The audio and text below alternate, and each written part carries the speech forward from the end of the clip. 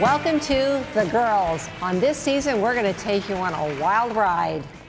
And we just want to thank the Flying Aces coming out of Weatherly, and you will be seeing them more on this season. We are doing some incredible things this season already. For our first show, you're going to see things we're taking off of that bucket list for 2012, and we're really excited because of all your input from the viewers. We've incorporated that in this season, and let me tell you, we are definitely living on the edge. Expect the unexpected. Expected. And now, tell me something, Janine. We had some time off, and Jasmine, what did you do over the summer?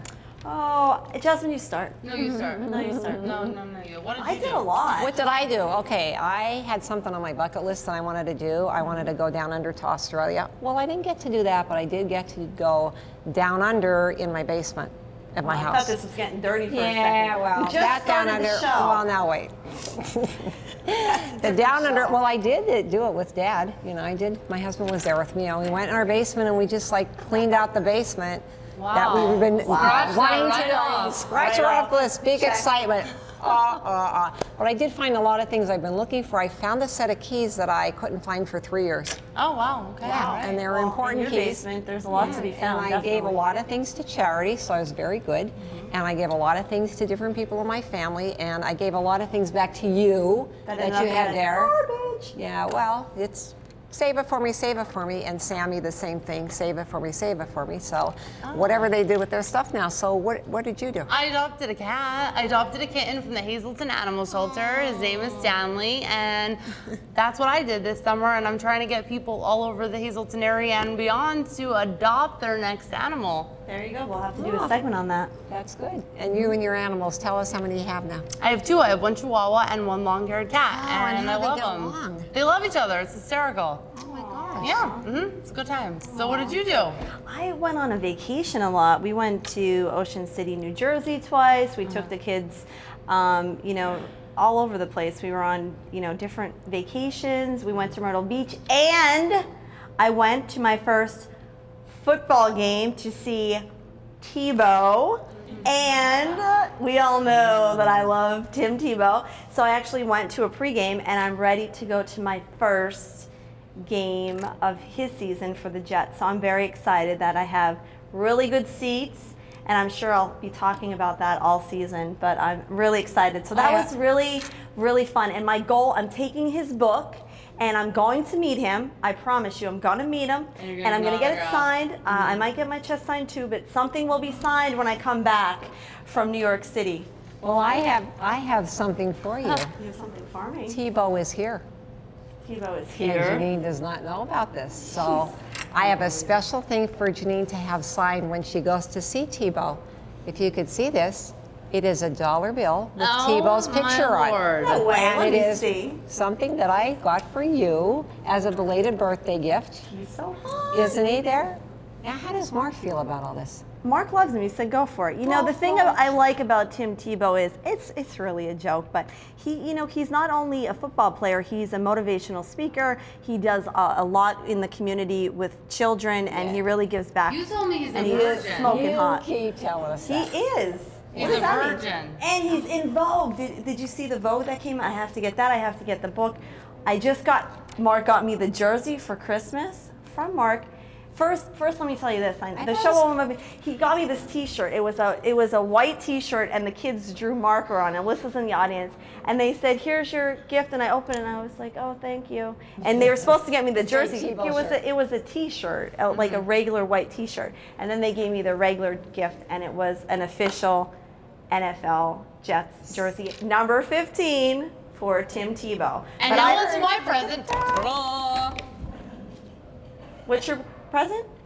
I don't know. My Debbie present. has it. I gave it to her. Oh, we don't Here get it one. is. Oh, Sorry. your present. It's no big deal. I'm sorry. so The animal that I have for you is going to be delivered, and we will reveal that on the next show. I Better will bring be the a animal chihuahua. here. It'll be here. And you know what? I did say about the summer what I did. That's what Dad and I did, like over the May 30th holiday. So we had the rest of the summer, and we got to spend it with the grandkids. We had Alyssa, Mason, and Isabella, and we went on a lot of nice little field trips with them. We got to be with the kids, and I know sometimes that it doesn't sound real exciting, but my God, we got to spend some great quality time. We did movie days, and we just went and played, you know, at, one of the things that I do is we played laser tag down at the Aussies. Oh, cool. We had so much fun with that, and I think that's the thing that got me thinking about maybe that I wanted to do some other sports. And later on in the show, you're going to see what some of that is. But anyhow, the kids had some great things to offer. And I'm proud to say that they're 7, 8, and 9 years old now. So they're maturing nicely. And I see some of the challenges that the parents have now that's going on. So we'll have a little toast to the kiddies and the parents. You know, another thing I did this summer is I actually looked, I looked at engagement rings. I went to a store just to look at engagement rings. My boyfriend and I had broken up, and we got back together, and we decided, you know, let's just go look at engagement rings.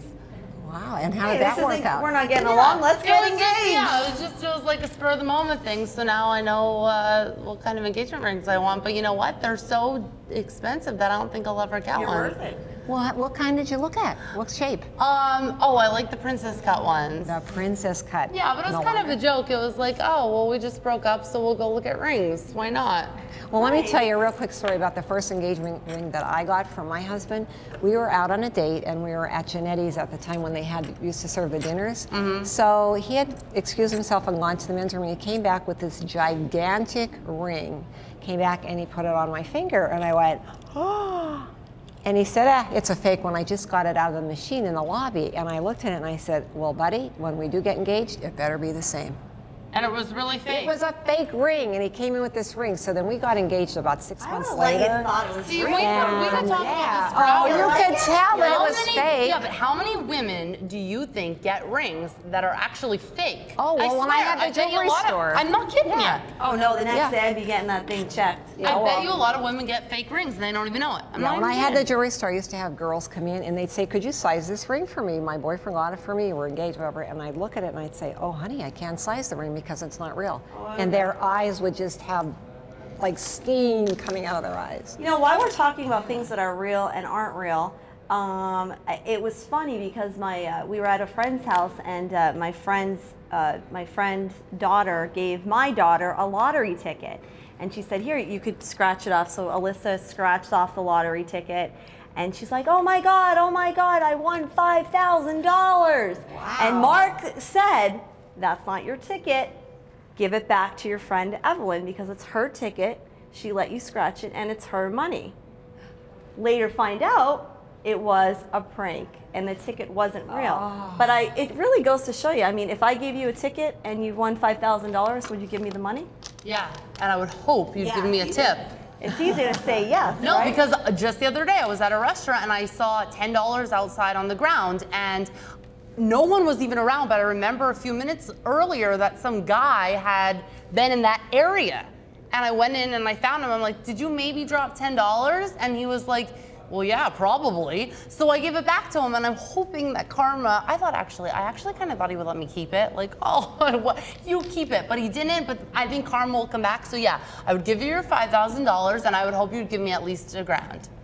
Fair enough. You should always tip somebody after they do that, right? Fair enough. Well, I think everybody has in mind whatever they think is right in their heart. Yeah. And I think that's a good thing to do. It's worth $5,000. Yeah, well, it was more than $1, that's for sure. So you could add that to your collection. Everyone at home? Yeah. He's running for office soon too. He is Which looking office? to run for election. Oh, he'll probably make it because he's good looking. Well, stay with us because when we come back, we took something off of our bucket list that was on my list for a long time. We're going to join Chief DeAndrea and also Chief DeSoy in the Wilkes-Barre Police Department, and we are going to take you on an excellent field trip.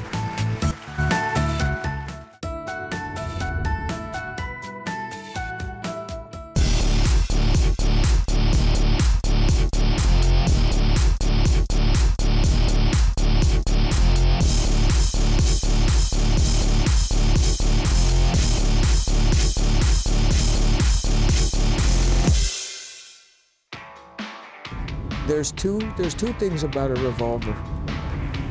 There's either double action or single action. Single action means that it has to be fired by pulling the trigger. I'm not going to dry fire it and have it go forward, but you pull the trigger, it revolves the barrel, and then this comes back so far and goes forward, okay? Double action is I cock it, and then I just barely touch the trigger, and it goes forward. This is exactly what you want to be. You want, and what, again, remember, with that sight alignment, you're trying to keep it level across the top, and with as much to the left as you are to the right. Now, a lot of times it's easier for you to close this eye and look that way, okay? You close your one eye and see if you can find your sights now. Yeah.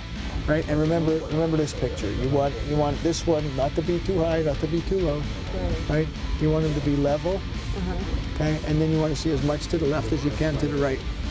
This is where you're going to control your sights. Is it support. Okay. Yeah, it's support. But what happens? What you're doing is you're controlling your sights, because as you see when you hold that out there, it wiggles. Right. So the more stable you can get, the better you are. Now sometimes.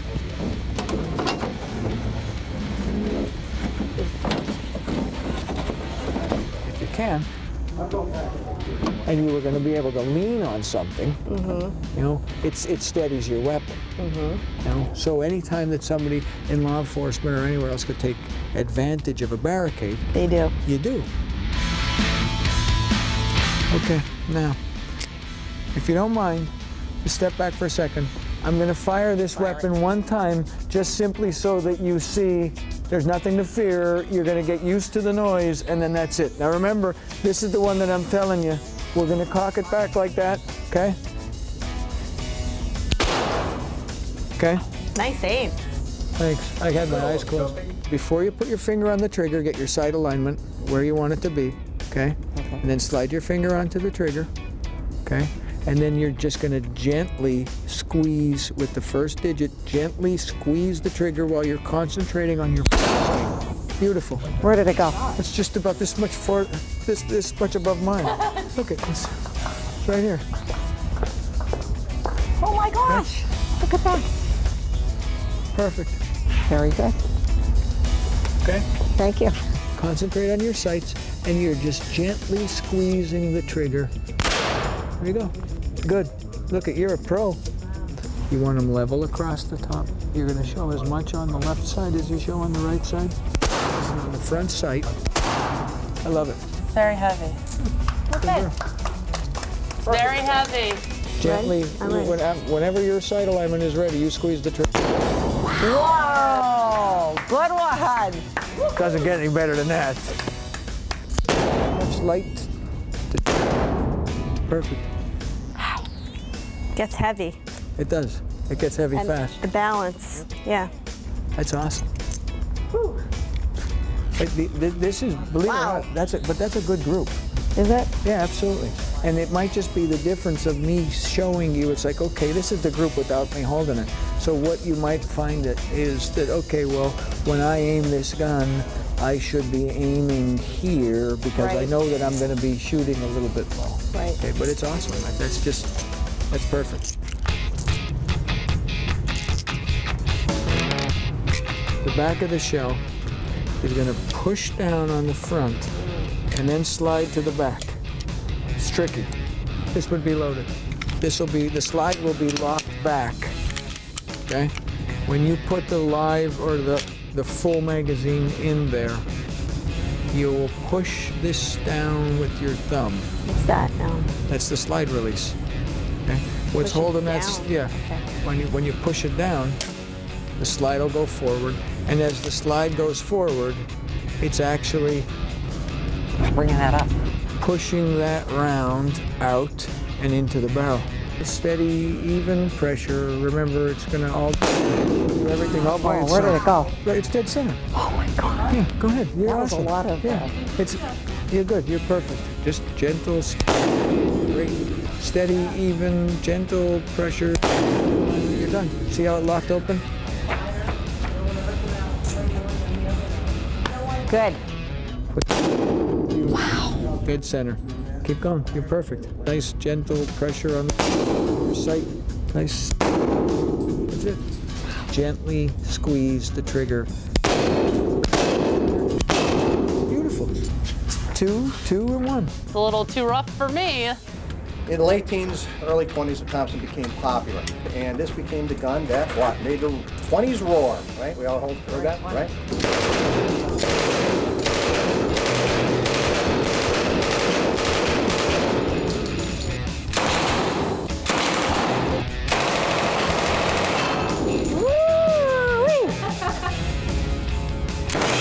Nice, look at him, right through the middle. Perfect, all right. Wow! How about that today? Woo! That is a gun. Ah, that's really cool.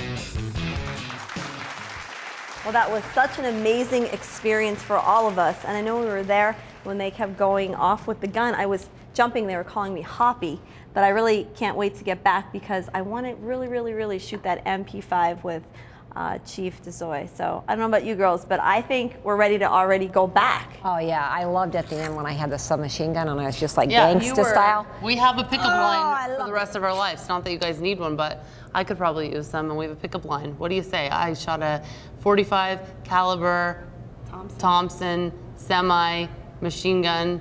And if you say it's smooth, they'll be impressed. We need cue cards for that, I guess. Yeah, so anyways, but of course, we need the top cop here, and he'll be joining us live next, so stay with us.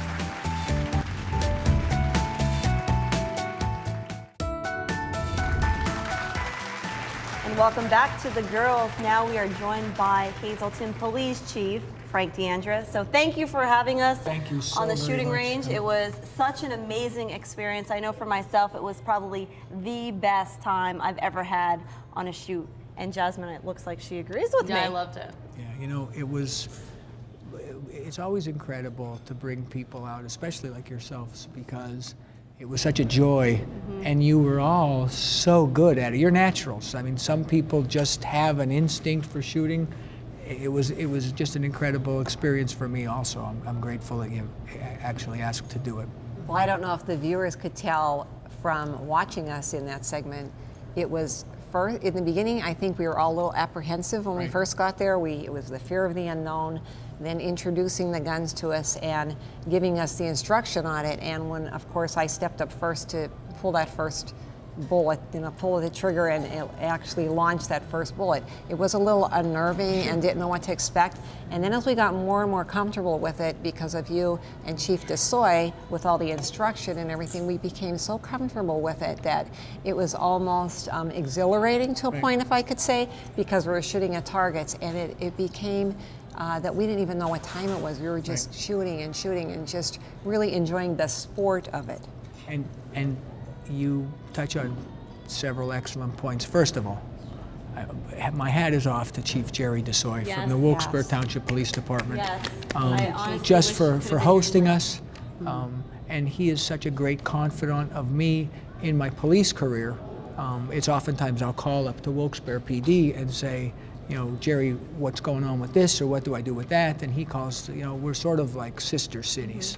But it was, when you talk about it becoming exhilarating, naturally, you have the fear of the unknown, which is why we started with a smaller caliber, so you wouldn't be afraid of the gun. Why don't you show the people you have some of the guns here, so maybe you could point out some of the guns that we have. Well, we don't have the .22 revolver, which is what we started out with. So tonight we have the .380 Ruger. These are all semi-automatics. The first four, we have a 9mm Smith & Wesson, a .45 caliber Glock.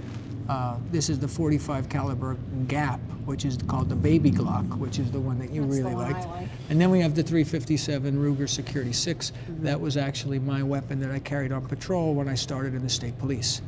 I think the most important thing that you did mention, though, was it is nervous at first, because it's a weapon and we all recognize they're deadly. But I was so proud of all of you because of your range safety.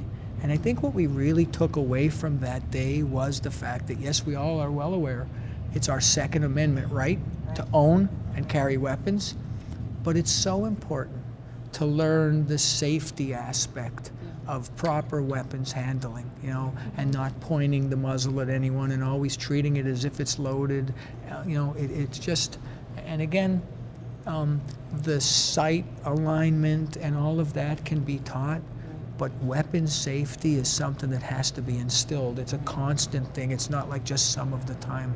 And as you said, Chief, that it's people who kill. Guns can't kill, it's people who kill. And just knowing everything that goes into the gun safety, from the safety glasses to the earpieces to, we must have trained for an hour before we even touched the guns.